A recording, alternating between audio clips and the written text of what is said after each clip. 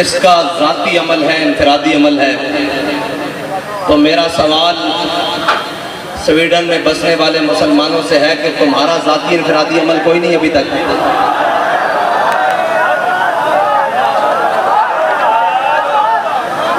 اگر تم کلمہ پڑھتے ہو تو تمہارا بھی ذاتی انفرادی عمل اس وقت بہت سارے ہو جانے چاہیے۔ بس اس کا تو دوسرا حل ہے ہی کوئی نہیں اور دوسرا۔ اگر اس کا ذاتی ہے تو پھر تمہارا بھی تو ذاتی خالد بن الولید والا ہونا چاہیے، تمہارا ذاتی عمل بھی تو عمر بن خطاب والا ہونا چاہیے، تمہارا ذاتی عمل بھی تو جناب غازی علم الدین والا ہونا چاہیے، تمہارا ذاتی عمل بھی تو عامر عبد الرحمن چیمہ والا ہونا چاہیے، تمہارا ذاتی عمل بھی تو جناب ممتاز قادری والا ہونا چاہیے۔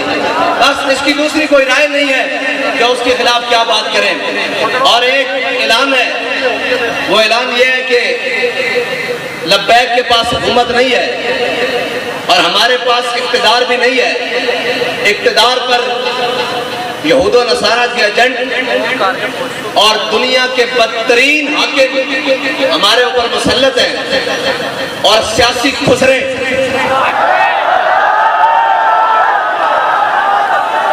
وہ ہمارے اوپر مسلط ہیں، اور جن کا نہ دین ہے نہ ایمان ہے، وہ صرف اور صرف اقتدار کی ہوس میں اپنا سب کچھ بیچنے کے لیے تیار ہیں۔ انہوں نے پوری قوم کی عزت بھی بیچ ڈالی ہے۔ میرا اعلان پہلا تو یہ ہے کہ انشاءاللہ اتوار والے دن ظہر سے عصر تک پاکستان کی ہر بڑی شاہراہ پر لبیک والے بیٹھیں گے، اس لیے کہ ہمارے پاس اقتدار نہیں ہے۔ آپ نے گھر سے مسلح اور قرآن لے کر آنا ہے۔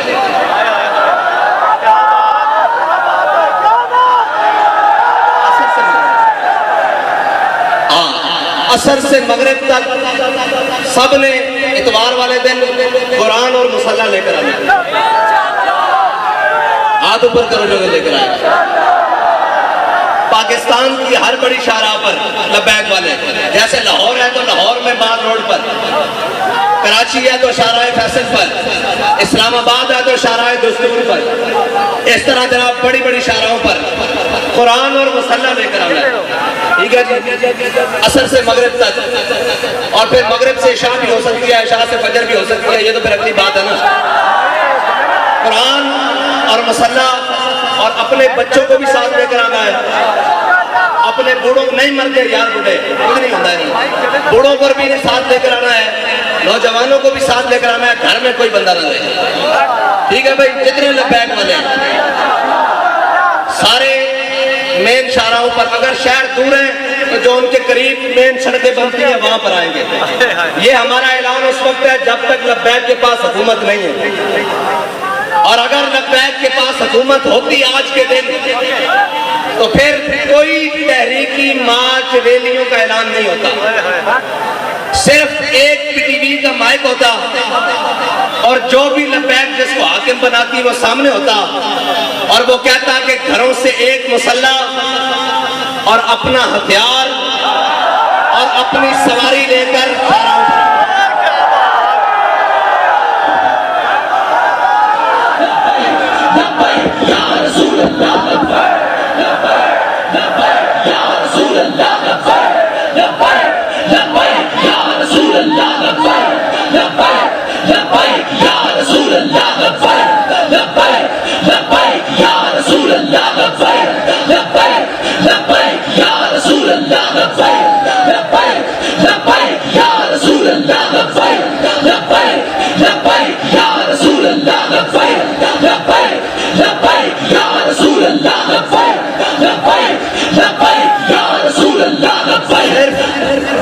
صرف یہ ہمارا اعلان ہوتا کہ اپنا ہتھیار، اپنا مسلح، اور سروں پر پگڑیاں تو ہم نے باندھی اسی لیے ہیں کہ وہ کفن کے لیے ہیں۔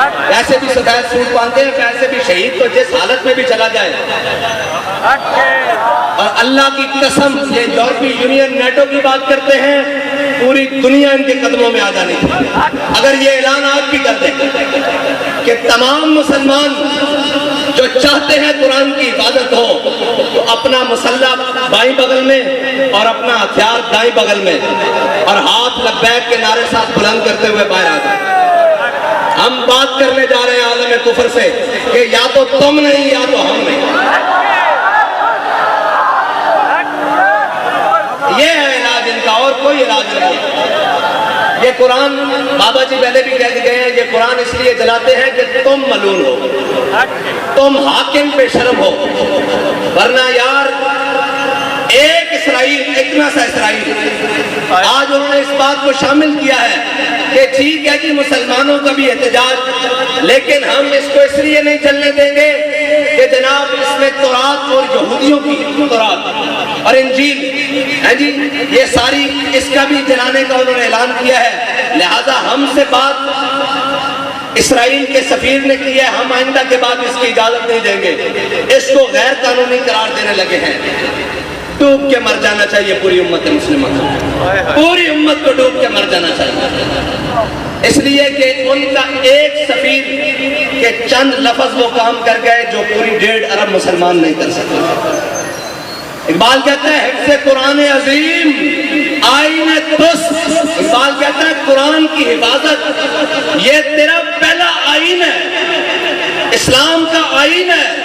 حفظ قرآن عظیم آئین دست یہ تیرا پہلا آئین ہے. اور حرف حق را فاش گفتن کہتا ہے جب بھی حق کی بات آ جائے سرے بازار کرنا یہ تیرا دین ہے، نہ تو آئین ہے. اب پوچھتے ہیں لبیک والوں کا آئین کیا ہے؟ آج کے بعد آپ کو ہمارا آئین پتہ لگ جائے. اگر لبیک کے بعد پاس حکومت آئی اور اگر کسی نے ایسی حرکت کی تو ہمارا علاج ایک ہی ہو.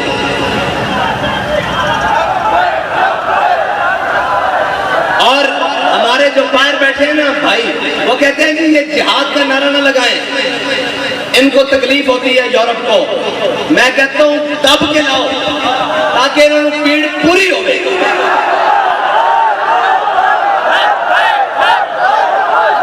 الجہاد الجہاد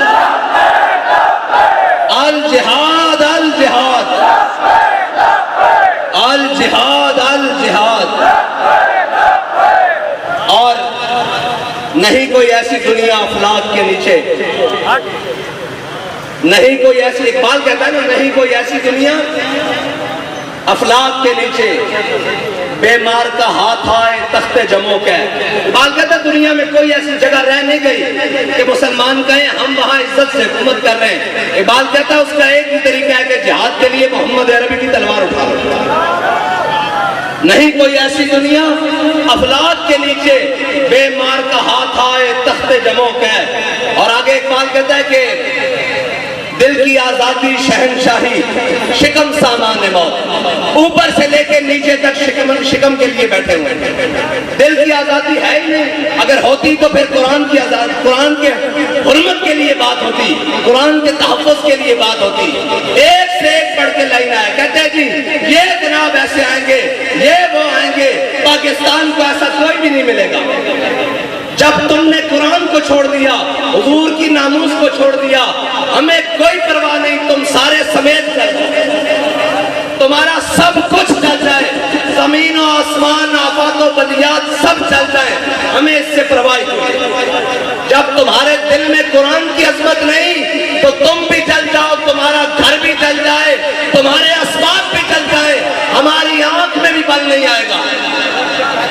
ہاں اس لیے ہمیں کوئی تکلیف نہیں. ہمیں اگر تکلیف ہے تو قرآن کے جلنے کی ہے، اس لیے کہ وہ تکلیف اس. ہاں اگر تمہیں قرآن کے جلنے کی تکلیف ہوتی تو پھر جو ہاتھ تمہارے جانے باتا اس ہاتھ کو ہم توڑتے. جو آنکھ تمہاری جانے پڑتی اس آنکھ کو ہم پھوڑتے. لیکن اب تو ہم دعا کرتے ہیں اللہ تمہیں اور غرق کرے، اور غرق کرے، اور غرق کرے، اور غرق کرے. ان تمام اسباب کو بھی آگ لگا دے جو تم نے صرف اسلام کے لیے رکھے ہوئے، اسلام کی حفاظت کے لیے نہیں رکھے. اور میں تو یہ کہتا ہوں کہ یہ سب ہم سب بھی مر جائیں اور ہم سب بھی غرق ہو جائیں اللہ کی کسی عذاب میں. عذاب ہی آئے گا نا ہم پر جب ہم محافظ قرآن نہیں ہیں. کیا کریں بھائی؟ سب صبح اٹھ کر سب کو عزت قرآن کی وجہ سے ملی. بابا جی جب قرآن کی بات آتے تھے فرماتے تھے چلیا ساری گلا بعد گھروں سے قرآن پڑھنے نکلے. 1974 बाबा जी दरबार सब नालों पहले कुरान घरों पढ़न निकले सा। वो क्या मौलवी, वो क्या पीर, वो क्या उफाज, वो क्या कारी, वो क्या अवाम, वो क्या जनाब, सबको इज्जतें कुरान की वजह से मिली। किसी का बच्चा कुरान की वजह से ठीक हुआ जनाब, किसी को शिफा कुरान की वजह से मिली, किसी को हिदायत कुरान की वजह से मिली, किसी को ईमान कुरान की वजह से मिला, किसी को इस्लाम कुरान की वजह से मिला। सारा कुछ कुरान के मिलने के बाद जब कुरान की इज्जत की बारी आई है तो हम सब बेशर्म बन गए, सब बेशर्म बन गए। इसमें दूसरी राय है ही कोई? क्या करें जी, क्या करें? एक ही हल है कि हम सब मर जाएं और डूब कर मर जाएं। यार एक इसराइली की बात, एक सफीर की बात स्वीडन को रोक सकती है तो 1.5 अरब मुसलमान कोई नहीं, कुछ भी नहीं। ये झूठ है, ये पाकिस्तान का नाम भी, ये रियासत का सब फ्रॉड, 57 इस्लामी ममालिक सब झूठ, 1.5 अरब मुसलमान सब धोखा, कुछ भी नहीं है। अगर होता तो आज कुरान को सरेआम ऐसे कोई न जलाता। और यार बारसां की चीजें इस तरह लावारिस करके जलाना, ये बात नहीं है। बस हमारी बात इतनी है, हाँ आपने आना है और हम क्या कर सकते हैं? कुछ भी नहीं कर सकते। क्या वो सारे मलून हक तो ये था ना कि आज के दिन कहते हैं यौम तकद्दुस मनाना है। मैंने कहा तुम तकद्दुस को छोड़ो, 365 दिन भी मनाओ तो कोई फर्क नहीं पड़ता। तकद्दुस तो वो है कि हमारा बच्चा भी कुरान को सीने से लगा के रखता है। तकद्दुस तो यहाँ से शुरू होता है ना, ऊपर तक जहाँ तक मर्जी ले जाओ। उसके लिबास की बात करो, तुम आज के दिन सिर्फ 1 मिनट के लिए नेवल चीफ भी बुला लेते, आर्मी चीफ भी बुला लेते, फिजाइया का चीफ भी बुला लेते, सारे आईजीज भी बुला लेते, रेंजर के सरबराह भी बुला लेते, सारी जनाब एफसी के सरबराह भी बुला लेते, सारे वजीर भी बुला लेते और सारे हाथ में आज कलेक्शन को पकड़कर सफीर को बुलाते, स्वीडन को। उसको कहते हो, तुम कहते हो कि जनाब हमने उसको आजादी दी, रख दिया शख्सी आजादी, हम मजम्मत करते हैं लेकिन उसकी शख्सी आजादी है। लो आज हम तुम्हें ये बता रहे हैं कि हमने कुरान की हिफाजत का जिम्मा अल्लाह ने हमारे लिए लगाया है। हम जब तक कुरान की हिफाजत नहीं होती हम तुमसे जंग जारी रखते हैं। 1 मिनट की बात थी, 1 मिनट की बात थी, 1 सेकंड की बात थी, लेकिन कोई नहीं, ना कोई बात करेगा। हम जनाब मजम्मत करते हैं। मैंने कहा मजम्मत की जरूरत नहीं, जब मुरम्मत की ताकत हो तो मजम्मत हैसियत ही कुछ नहीं रखती। मजम्मत तो शाह साहब ने कहा है, ईसाई भी कर रहे हैं, मजम्मत तो यहूदी भी कर रहे हैं, मजम्मत तो पारसी भी कर रहे हैं, मजम्मत तो हिंदू भी कर रहे हैं। तुम्हें अल्लाह ने इसलिए नहीं ताकत दी थी, तुम्हारा काम था तुम मुरम्मत करते। हाँ, जिस तरह उनकी मुरम्मत की है जिन्होंने तुम्हारे घर को जलाया। हाँ, जिस तरह उनके लिए स्पेशल अदालतें बनाई हैं, जैसे उनके लिए लोहे के राड तैयार किए थे, जैसे उनको आधी रात को जनाब अंती गोलियों से मारा है, उस तरह मुरम्मत करते तो इनकी जरूरत भी ना होती बात करते। लेकिन क्या करें, वो इकबाल ने कहा क्या नहीं है और कोई गज़नवी कारगाए हयात में। लेकिन इंशाअल्लाह अगर बात इस हद तक आ गई है तो फिर अल्लाह को भी तो कुछ मंजूर होगा, फिर उसकी कुदरतों को भी तो कुछ मंजूर होगा कि वो अपनी कुदरतों से इस्लाम के मुहाफिजों को गालिब लाएगा, दीन के मुहाफिजों को गालिब लाएगा, इस्लाम के मुहाफिजों को गालिब लाएगा। मैं बड़ी उम्मीद से था कि ये हमारी हमसाए मुल्क इन्होंने जनाब हुकूमत हासिल की है, ये तो बुलाएंगे ना इनको कि हम कुरान के नाम पर आए हैं, लेकिन नहीं, खाली निकले ये भी खाली निकले। कुरान की इबादत के लिए कोई नहीं, ये तो फिर हुकूमतों की लड़ाई रही, ये तो फिर रियासतों की लड़ाई रही, दीन की लड़ाई नहीं। दीन की लड़ाई के लिए अगर इस सदी में कोई आया है तो उसको अमीरुल मुजाहिदीन कहते हैं। बस, बाकी सब झूठ निकला, सब फ्रॉड निकला, सब धोखाबाजी निकली।